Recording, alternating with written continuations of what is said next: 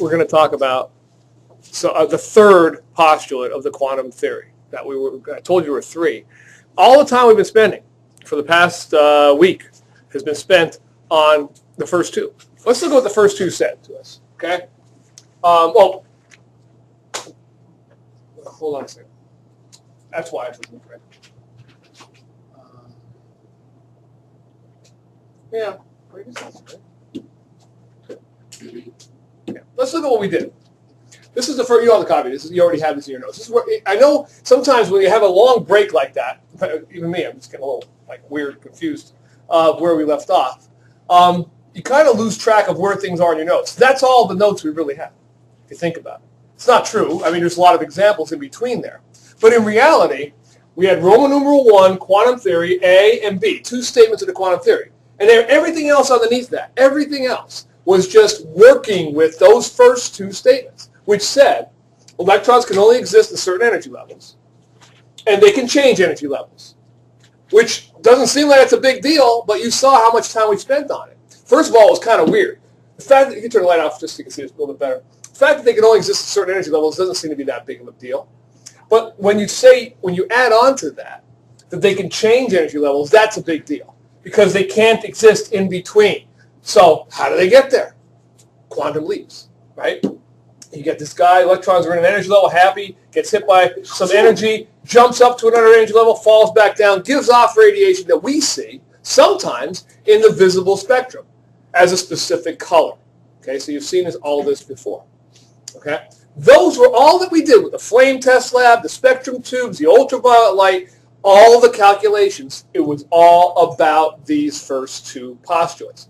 Here's what the next postulate says. Okay, put that light back on. The third and last postulate, the rest of the time we're going to spend is going to be on this one. The energy state of these electrons that are in the atom, I can describe them. And I can describe them by something called the quantum numbers. And there are 4 of them. And that's what I need to go over with you today. All right.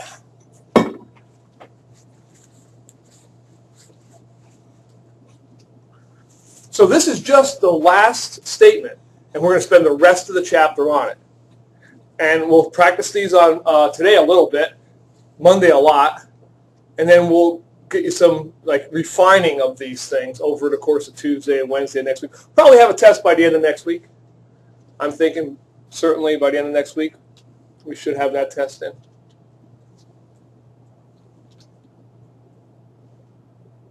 Even though I won't be here on Monday, missing way too much time. Things just kind of weird. Yeah. Do I have time to go to the bathroom and wash my hands? They're all sticky from the ice cream. You can make it. You can make it.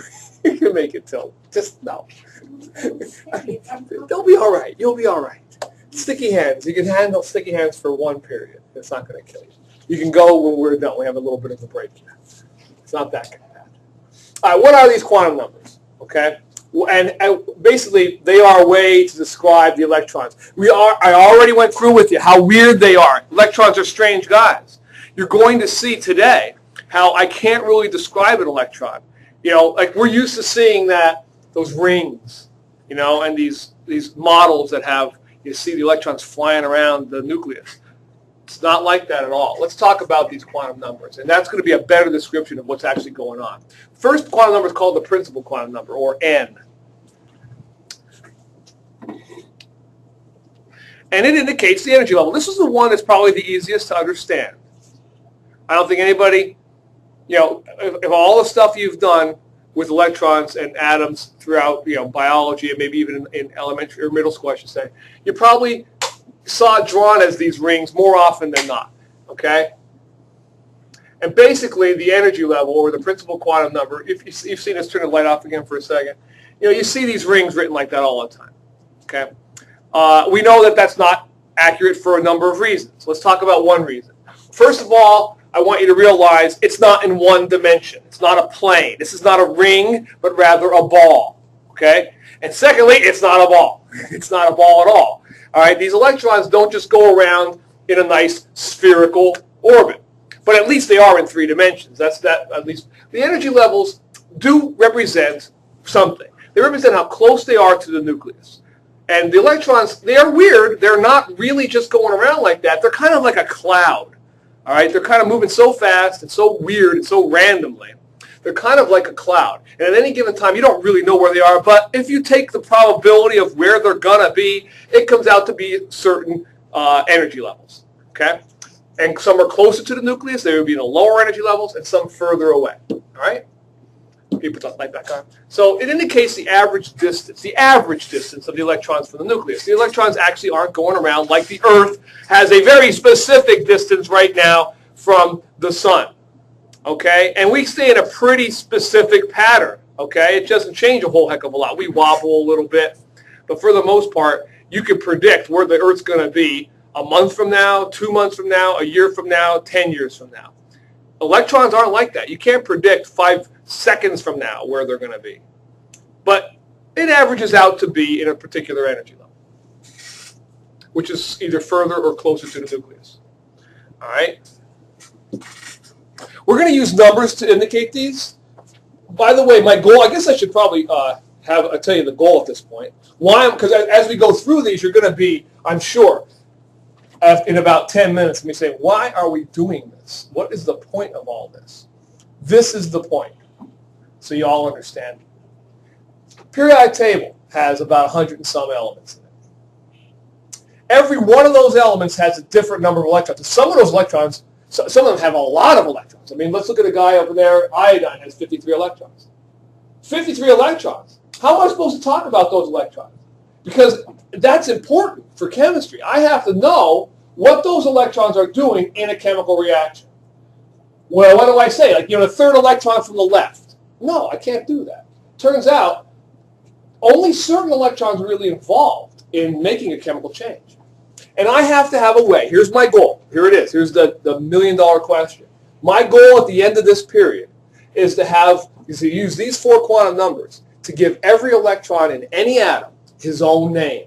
I can distinguish that electron from any other electron in that atom. I know which one I'm talking about and what he's going to do. I can predict that based on a lot of other things, which we're going to get. So that's my goal. My goal is to come up with a name, a naming. So you all have different names. Okay? Some of you have the same name. It gets confusing, right? All right, Caitlin, 2 of you in here. What else do we have? 2 Michaels? No? No more? Is this the class I have like 3 different people that are the same or no? It must be the other class. Anyway, well, we can't have more than 1 electron with the same name. All right, so that's what we're going to do. We're going to use numbers 1 to 7 to indicate the energy level of the electrons. Now, beyond that, there's something else. There's 3 other ways I can classify these electrons, because that's not enough information. If you remember going back to what you've seen drawn in maybe biology class or something, there's more than 1 electron that'll fit in the same energy level. I mean, if we go back to here, I'm going to go back to this picture again, just for a second. I'll bring that back up in a minute. Turns out, the first energy level has more than just 1 electron that will fit in there. And the second energy level has more than just 2. It has 8. And the next one has even more than that. So it's not enough to talk about, and we often draw them in like this, although, again, that's a very poor way of drawing it. We often talk about electrons in a certain energy level, but it's not enough information because there's more than 1 electron in any given energy level. So I have to have something else. And it turns out there is. There's the orbital quantum number, which tells me something else about the electron. It tells me the shape of the orbital. The shape of the orbital. Turns out these guys don't just go around in a ring or a ball, or however you want to look at it. They have different shapes to the pattern that they go around the nucleus in. Now, this is a probability thing. This is about where they're most likely to be found. But it's not like a perfect shape, like I said, like the Earth going around the sun. However, these shapes can be determined, and depending on what shape these orbitals have, all right, there are different stabilities, and they're located, maybe even more than 1 of them, in the same energy level. If it feels like you're getting a little confused now, you should be. This is quantum mechanics. This is quantum theory. It's not supposed to be easy. All right. The shapes that you got here. All right. If you turn the light off again, here, it'll be working again. Some of them, like I have this to show you, the two most common ones you'll see. This is the S shape, or the spherical shape, and it looks like a ball. Okay, but remember, it's more like a cloud that made a ball made up of a ball made up of a cloud. Look at this guy over here. He looks like two balloons. Okay, that's called the P shape. Turns out there's two other shapes besides that, the D and the F shape. We're going to talk about all four of those shapes. Okay, and electrons can be in these different shaped orbitals depending on, that's how we'll be able to tell them apart. Now I'll be able to say, okay, the energy, the electron is in the first energy level in the S shape. I can distinguish it now from the other electrons that are in that atom. All right? Now, turn the light back on.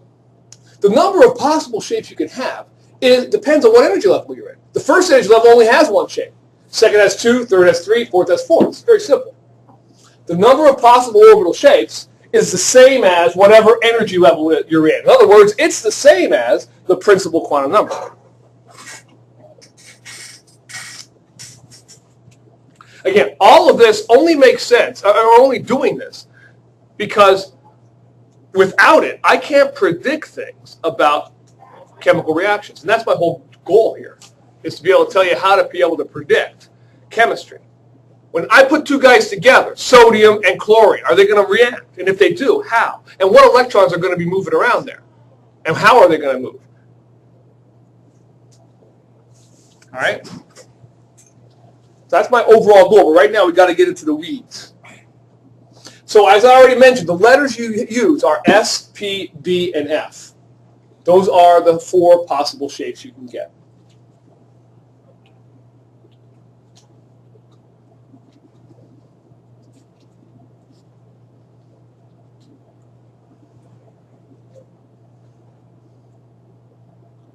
Those are the four possible shapes. Now let me stop for a second. Let me get a clean board here and show you something. Well, that's not clean. That's got organic on it. All right? Let's try to draw the same models we've been drawing and see what happens. It starts out okay. We have our nucleus right here. Okay? And then I can draw the first energy level. It's not true that it's a ring. All right, but I could draw it like that. And you know what I mean. It's got three dimensions to it. Second energy level, third energy level, so on. Okay. Now, let's try to put into there the shapes. Let's try to draw it with the shapes now. First energy level has how many shapes? Only one. First energy level, one shape. This shape happens to be spherical, so I can still draw it. Second energy level, though, has how many shapes? Two. It has a spherical shape, but it also has a dumbbell shape, that balloon shape. Third energy level has three. I'd have to draw a third sphere, another larger one of these, and then something called the D shape, which you don't even know what it looks like, but it's pretty ugly. It's getting harder to draw. When I go to draw this again in a second, you'll see it's almost impossible to draw in a second as I keep going with these other quantum numbers, which describe what the electrons are doing inside the atom. We've only gotten to two of them. Let's get to the next one. Oops. The next one's called the magnetic quantum number, or the position of the orbital. M sub L. See, now, imagine if you left, you wouldn't understand any of this. What's a little stickiness between your pen and you? Now, here, throw another monkey wrench at you. Not only are there different energy levels, not only are there different shapes within that energy level, there are different positions in space for those different shapes. That's what the magnetic quantum number indicates, the position in space. I can have the same shape in a different position in that energy level, which I have to show you, again, with a little picture here, try to visualize it.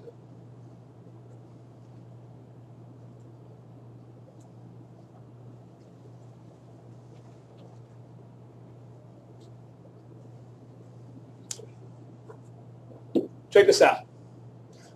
The S shape. Turn the light off again. S shape only has one position in space. If you matter how I take a ball and I rotate it about a central point, it's going to look exactly the same. So the S has one shape. The P shape, however, has three positions in space.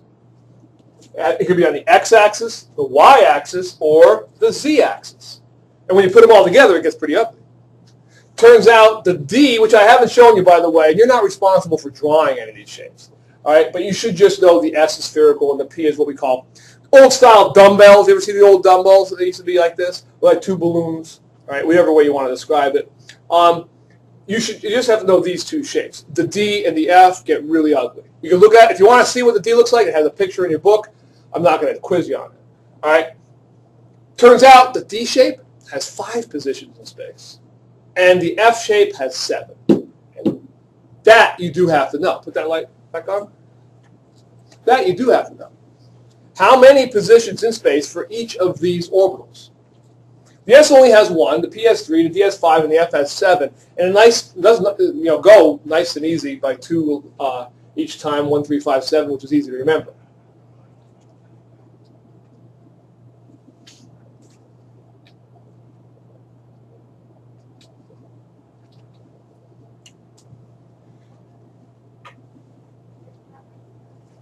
Again, let me try to get you a clean board.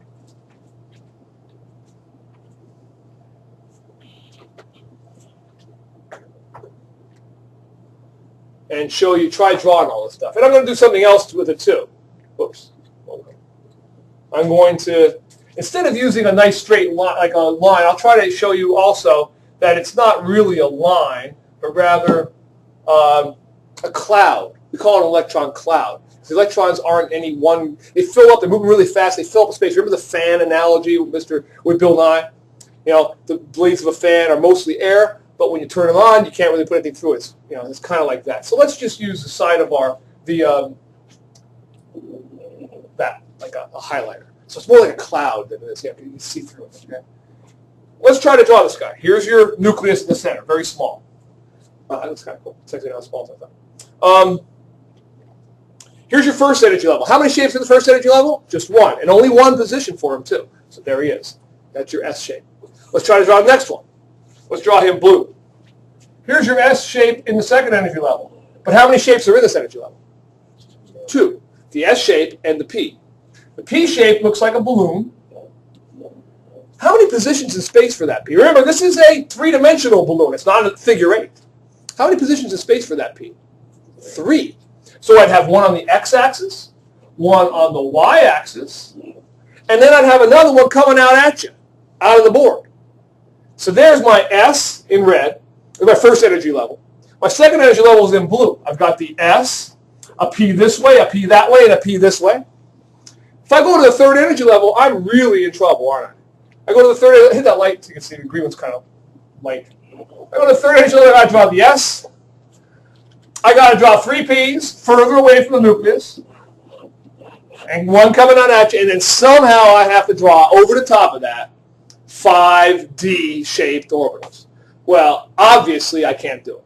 All right. Now you understand why our original version of the atom, the original vision of the atom model, is so simplistic compared to what it really looks like. Those electrons are not just going around like the moon's going around the Earth. There is one thing that is true about it, though. Turn the light back on. The spin quantum number. Like the Earth goes around the sun. What does the Earth do as it goes around the sun, thank goodness? It spins, which is nice, because that gives us day and night, right? Hot and cold. We don't have just one face facing the sun all the time. Then if you lived in Australia, you'd always be dark. Or Europe, or wherever the other half was. That's not going to happen. Doesn't happen because we're spinning. Well, guess what? Those electrons spin too.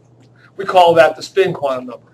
Every one of those positions in space can have electrons with opposite spins in them. Things are really getting weird. And thank God it's the last one. Okay? We call it clockwise or counterclockwise, up 1/2, plus 1/2, or minus 1/2.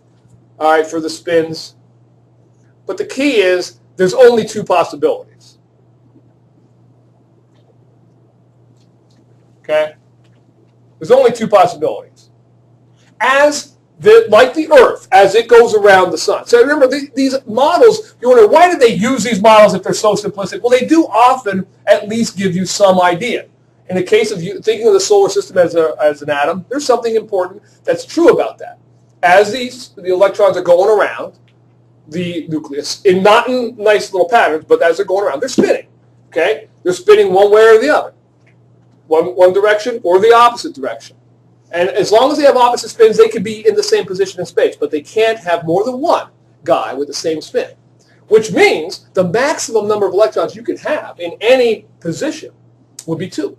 Because once I've got 2 in there, if I put a third one in, it's going to have the same spin as somebody else. That's not allowed. You can't do it. Okay? So, each orbital can be occupied by a maximum of 2 electrons, which must have opposite spins. And there you have it. And thank God that's the end of the quantum numbers. Now, you've probably heard me say this a bunch of times already this year. Do you 100% understand everything about quantum mechanics at this point? No. Nobody does. I don't either. Does it matter? No. You don't need to be able to do what I want you to do with it. You have enough information at this point when I put it all together to allow you to write what are called electron configurations, and from that predict certain things about the atoms, like who they're going to react with and how. That's important.